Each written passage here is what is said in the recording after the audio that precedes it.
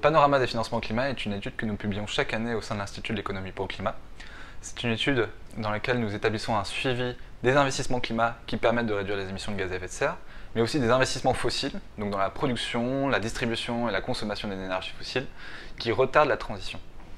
Et donc nous suivons 3 secteurs, les bâtiments, les transports et la production d'énergie.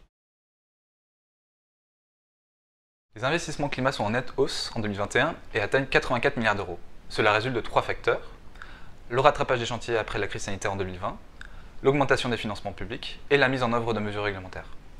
En parallèle, les investissements fossiles continuent à être en décrochage et atteignent 62 milliards d'euros.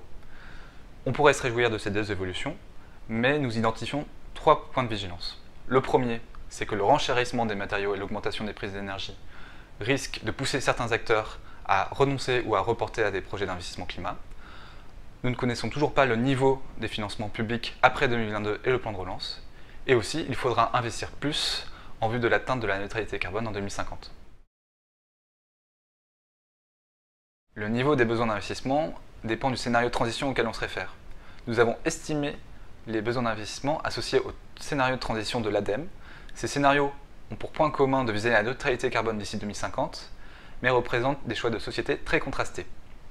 Les besoins d'investissement supplémentaires dans les 10 prochaines années seraient de 13 milliards d'euros supplémentaires par an dans un scénario avec des modes de consommation très sobres, jusqu'à 30 milliards d'euros dans un scénario qui permet de préserver nos modes de vie grâce au progrès technique. Quel que soit le scénario retenu par le gouvernement, il faudra de toute façon investir plus en faveur du climat.